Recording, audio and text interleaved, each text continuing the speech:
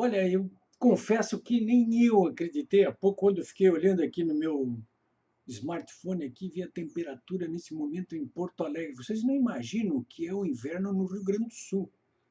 Como dizem os gaúchos, é de renguear Cusco. 28 graus nesse momento. Eu olhei isso aqui e não acreditei, porque nas últimas semanas, olha, vocês devem ter acompanhado o noticiário brasileiro aí, mesmo quem esteja morando no Nordeste ou no Norte, e perceberam que na quinta-feira da semana passada caiu neve em vários municípios, não em Porto Alegre, mas em vários municípios a 100 quilômetros de Porto Alegre, como é o caso de Gramado. E agora, 3 ou 4 dias depois, nós estamos enfrentando uma temperatura de 28 graus. É um calor, assim, no finalzinho de agosto. É muito calor. Vocês devem ter percebido aqui que eu estou bem à vontade nessa quarta-feira aqui, falando com vocês às 4 horas e 31 minutos deste dia 26 de agosto. Estamos terminando agosto, começando setembro, logo a primavera. O coronavírus está cedendo de cabo a rabo em todo o Brasil, inclusive aqui no Rio Grande do Sul. E as atividades econômicas e humanas vão dando sinal de vida, estão dando sinal de vida. Eu, sinceramente, eu apostaria com vocês que dentro de, no máximo, 30 dias, nós vamos voltar a uma situação muito perto do normal. Eu estou seguro disso. Até porque a gente nem pode esperar que apareça essa vacina. Ela vai aparecer, mas não é coisa para já. Bom, eu estou falando hoje com vocês aqui porque, sinceramente, eu não resisti a fazer um comentário em relação a essa nova escalada que está em curso dentro do Supremo Tribunal Federal, não apenas para levar completamente a cara do Lula, eles estão empenhados, aí sempre é uma psicose que domina esses 11 ministros do Supremo Tribunal Federal. Eles estão há anos e anos aí empenhados em livrar a cara do Lula de qualquer jeito. Eles têm conseguido isso de muita coisa. Conseguiram, por exemplo, tirá-lo da cadeia. Ele estava cumprindo pena e o Supremo Tribunal Federal inventou aquela história de que condenados, mesmo em segunda instância, deveriam aguardar em liberdade que passassem julgado o seu caso. Ou seja, que passasse até pelo terceiro grau e passasse, inclusive, pelo Supremo Tribunal Federal, porque no Supremo Tribunal Federal não passa nada, né? Quer dizer, passa tudo no Supremo Tribunal Federal. Mas, enfim, eu estou falando isso agora aqui com vocês porque ontem, nessa terça-feira, a segunda turma do Supremo Tribunal Federal, essa segunda turma é constituída por 5 ministros. É terrível essa segunda turma aí. Está sempre alinhada com o lulopetismo, está quase sempre tirando posição em favor dos bandidos políticos. Né? Há um fervor quase que religioso por parte dos ministros, sobretudo Gilmar Mendes, Ricardo Lewandowski, e também, eu diria, em alguns casos, pela própria Carmen Lúcia ou Celso de Mello. Ali só se salva mesmo, para valer, o Edson Fachin, dos 5 membros da segunda turma. Bom, ontem eles deram mais 2 passos nessa escalada para daqui a pouco promover a libertação completamente do Lula, anulando todos os julgamentos anteriores. Daqui a pouco eles vão botar na cadeia o juiz Sérgio Moro, que condenou o Lula, vão colocar na cadeia os outros 2 juízes federais lá de Curitiba, que também trabalham nos casos da Lava Jato, vão querer botar na cadeia os desembargadores federais aqui do Rio Grande do Sul, que sistematicamente têm confirmado as sentenças proferidas na Justiça Federal do Paraná contra os lulopetistas, e o Lula principalmente. E, ó, o pessoal do Superior Tribunal de Justiça que se cuide, porque daqui a pouco eles enfiam na cadeia até esses ministros aí do Superior Tribunal de Justiça que volta e meia têm aprovado tudo que vem sendo feito aí na Justiça Federal de Primeiro Grau e no TRF4 aqui de Porto Alegre. Mas ontem, nessa escalada aí, o que fez a segunda turma? O Celso de Mello, ele faz parte dessa segunda turma, mas ele está doente. Então está de licença. Ele agora, em novembro, tem que se aposentar porque completa os 75 anos e vai ser expurgado ali, vai ser aposentado, vamos ser mais elegantes. Mas ele está doente, está de licença. Eu não sei se essa licença vai até novembro aí. Então, na verdade, a segunda turma tem se reunido com 4 ministros ali, o Gilmar Mendes, o Ricardo Lewandowski, a Carmen Lúcia e o Edson Fachin. Eles é que têm decidido questões relevantes na área política. E ontem eles tomaram, essa segunda turma, 2 decisões que vão no sentido dessa escalada que eu estou falando para vocês aqui, que visa libertar o Lula de todos os processos nos quais ele já foi condenado, até está sendo julgado nesse momento. Claro que, quando eu falo livrar a cara do Lula, significa livrar a cara de todos os bandidos políticos que, de uma ou de outra forma, estiveram envolvidos nas investigações da Lava Jato. Livra a cara de todo mundo. E se livra a cara de todo mundo que estava ali sendo investigado, denunciado, julgado, condenado no âmbito da Lava Jato, isso vai significar uma anistia geral, ampla e restrita para todos os bandidos políticos. E aí eu estou falando aí gente que está, inclusive, em investigação no próprio PSDB, por exemplo, no MDB. Todos eles. Não vai ser uma anistia política daquela que acabou com o regime militar aí, ampla, geral e restrita para os 2 lados, não. Vai ser uma anistia ampla, geral e restrita para um lado só, o lado dos bandidos, dos ladrões. É nessa direção que o Supremo Tribunal Federal está encaminhando as suas votações. Né? Então, ontem, eles tomaram 2 decisões. Uma delas foi empate. Né? Votou contra o Lula a Carmen Lúcia e o Fachin. E votaram a favor o Gilmar Mendes e o Lewandowski. Em que questão? Aliás, não tem nada a ver com o Lula, essa é uma questão diferente, mas ela vai favorecer o Lula, vocês vão ver daqui à frente.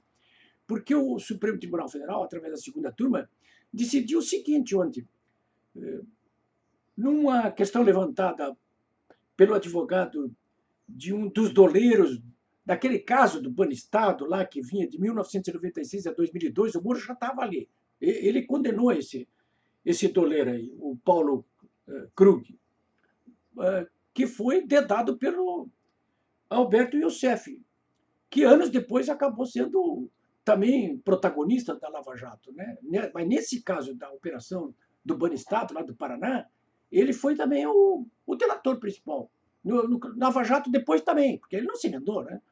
Ele também foi o delator. Mas nesse caso do Banestado, o então juiz Sérgio Moro condenou todo mundo ali. Né? Foram desviados milhões de dólares para o exterior ali, e o Ministério Público Federal do Paraná, mais a Polícia Federal, mais o Sérgio Moro ali julgando, eles pegaram todo mundo lá no Paraná. Né? Aquilo ali foi uma espécie de precursor do que viria a acontecer depois na Lava Jato. Foi uma grande experiência que todos pegaram ali, a Polícia Federal, o Ministério Público Federal, a Justiça Federal, o Sérgio Moro, né? Pegaram naquela questão do Banestado. Depois, ontem, segunda turma, olha, isso aí é coisa de 2002. Agora, em 2020, olha, 18 anos depois, o Supremo Tribunal Federal vem com a história de que o juiz Sérgio Moro, naquele julgamento desse doleiro aí, ele foi além do que delatou o Alberto Youssef, que durante o julgamento o Sérgio Moro teria produzido provas ali que não cabe a um juiz produzir provas. E o Gilmar Mendes e o Lewandowski toparam essa tese e anularam o julgamento. Simplesmente anularam o julgamento. Ora, eu digo para vocês o seguinte, que essa anulação desse julgamento, com base no dado de que o juiz federal Sérgio Moro, naquela ocasião, teria ido além das chinelas no julgamento, nesse caso do Banestado, esse tipo de tese vai ser levantado, ou já foi levantado pelos próprios advogados do Lula aqui, e mais hora, menos hora, essa segunda turma do Supremo Tribunal Federal aí vai acabar anulando os julgamentos deles também. Então, essa é a primeira decisão. Eu acho que eu não estou enganado. Aí, o que vocês acham? Eu acho que eu não estou enganado de que isso aí abre caminho para anular os julgamentos do Lula daqui para frente. Né? Eles começam assim, eles começam liberando um que não tem nada a ver com a história, como quem não quer nada. E depois, como aquilo ali abriu caminho, eles vão usar esse dado como argumento para liberar os bandidos que eles já queriam liberar mesmo, mas não tem coragem de fazer isso de cara. Então eles pegam lá um laranja e dizem, olha, laranja, vou te soltar aqui sob o argumento de que o juiz federal, aí no caso Sérgio Moro, passou a lei das chinelas. Nós vamos te libertar. O sujeito até fica assim, ué, mas o que está vendo? O que está vendo é que ele vai servir de laranja para um pretexto, o pretexto para libertar mais adiante os demais bandidos. Né? A outra decisão, essa foi empatada, 2-2, né? Mas existe aquele princípio do direito que diz que indúbio pro réu, né? Ou seja, se ficar na dúvida, o caso do empate, se ficar na dúvida, a favor do réu. Portanto, a decisão foi favorável ao réu, aí, no caso esse doleiro ladrão. Aí. Bom, essa foi uma decisão. A outra decisão, essa foi tomada com mais folga, por 3-1, porque além do Gilmar, do Lewandowski, também a Carmen Lúcia votou a favor. Ficou o Fachin sozinho. Né?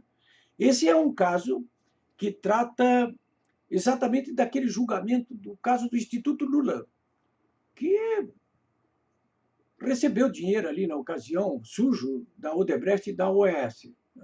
Então, nesse caso aí, a delação feita pelo Antônio Palocci, que era o lugartenente do PT e do Lula, comprometendo o Lula, nesse caso aí, o próprio Instituto Lula, a segunda turma decidiu que tinha que ser desentranhado. Não fica valendo. A delação do Palocci não vale para esse caso do julgamento do Instituto Lula. Beneficiando quem? Beneficiando, evidentemente, o Lula, que é réu, inclusive, nessa ação aí. A própria segunda turma já tinha, no início desse mês, dado indicativos de que iria agir mais fortemente em relação a esse julgamento aí do caso do Instituto Lula. Por que razão? No dia 4 de agosto, a própria segunda turma do Supremo Tribunal Federal, eles consideraram que a delação do... Aliás, nesse dia 4 de agosto, eles propiciaram ao Lula amplo acesso à delação do Antônio Palocci. Não apenas em relação ao caso do Instituto Lula, mas em geral. Né? O Fachin já tinha negado isso no âmbito da segunda turma, mas ele acabou achando mais prudente fazer com que toda a segunda turma examinasse isso aí, não apenas ele de modo monocrático. Né? E a decisão, então, foi essa que acabou tocando aí. Ou então, 2-0 aí. Nós temos 2-0. Agora, eu também quero colocar assim rapidamente para vocês que ontem foi um dia assim que eu acho que resultou até meio empatado, né? Porque ontem o chefe da Força-Tarefa do Ministério Público Federal da Lava Jato no Paraná, o Deltan Dallagnol, ele obteve uma vitória importantíssima no âmbito do Conselho Nacional do Ministério Público, quando... Você se lembra daquele PowerPoint que o Deltan Dallagnol mostrou lá, mostrando que o Lula era o chefe de toda a organização criminosa? Um PowerPoint, né? Aquilo ali, o pessoal do PT e o Lula ficaram alucinados com o Deltan Dallagnol, né? E representaram contra ele no Conselho Nacional do Ministério Público, pedindo que ele fosse punido. Pois, por 10-0, o Conselho Nacional do Ministério Público resolveu não punir, pelo contrário, absolveram por completo o Deltan Dallagnol. Então, eu diria que temos aqueles dois casos da segunda turma a favor de Lula e do PT. E temos agora mais esse caso do Conselho Nacional do Ministério Público a favor da Lava Jato, do Deltan Dallagnol, então eu diria que está 2-1. E os 2-2 seria essa informação de hoje que tem a ver com a denúncia feita contra um ministro do Tribunal de Contas da União, o ex-senador Vital do Rego. Ele foi denunciado também no âmbito da Lava Jato aí, por ter aceitado propinas equivalentes a 4 milhões de reais na época em que ele pertencia à comissão mista do Congresso que investigava a corrupção na Petrobras. Isso já durante do governo da Dilma Rousseff. Então, eu diria que está 2-2 agora, por enquanto. Mas eles estão levando vantagem. Eu não tenho dúvida. Essa escalada não vai parar por aí. Nós, todos brasileiros, estamos assistindo isso aí meio que paralisados. As pessoas como eu, por exemplo, que faço parte de um grupo de risco de idosos, não pode nem sair de casa, tem que ficar confinado. O máximo que eu posso fazer é ficar conversando aqui com vocês, ou ficar escrevendo no meu blog, polibiobraga.com.br. E mesmo as pessoas que podem sair, sai todo mundo de máscara, tem que ter um distanciamento controlado, social controlado. Então, a possibilidade, portanto, de que as pessoas possam sair em massa às ruas são muito reduzidas. Porque uma das únicas possibilidades que o povo brasileiro tem para conter essa ação deletéria do Supremo Tribunal Federal, uma das únicas possibilidades seria realmente o povo na rua. Porque o Senado Federal, que poderia conter essa escalada do Supremo Tribunal Federal, o Senado Federal está na mão do Supremo Tribunal Federal. Não vai fazer. Não fez nada até agora e não vai fazer. O presidente da República, ele mesmo tem que tratar de se defender. Ele está procurando, inclusive, composições políticas, e aí viaja para cima e para baixo. Hoje teve em Minas Gerais aí buscando apoio popular aí para ele mesmo até não ser derrubado também. Então, a mídia corporativa toda continua alucinada atacando o governo Bolsonaro todos os dias de manhã até a noite. Vocês viram esse episódio dessa jornalista, se é que eu posso chamar assim, da Rede Globo aí, que mentiu descaradamente numa das reportagens lá a respeito do encontro do Bolsonaro com os médicos na terça-feira de tarde, né? Na segunda-feira de tarde. Então, senhores, o que eu posso aconselhar para todos vocês que estão aqui me vendo nesse momento é que tentem fazer como eu estou fazendo aqui. Usem as redes sociais de modo muito intenso, denunciando tudo isso que o Supremo Tribunal Federal está realizando, não estava nem tramando, está realizando porque o objetivo final desses 11 ministros aí, que são inimigos do povo brasileiro, está fazendo para libertar, livrar a cara de todos os políticos ladrões que até agora foram ou são investigados, denunciados, julgados ou condenados pela Lava Jato. É isso aí, senhores. Vamos continuar nessa luta aí. Não nos entreguemos. Tinha um general aqui no Rio Grande do Sul, o general Honório Lemes, que costumava dizer assim, olha, ele estava totalmente cercado, não tinha para onde fugir, e ele dizia assim, eu vou bater em retirada e estou com pouca munição. Eu quero dizer para vocês o seguinte, pelo menos no que me diz respeito, eu não vou bater em retirada. Eu acho que vocês também não devem bater em retirada. Nós estamos com pouca munição, mas não vamos bater em retirada.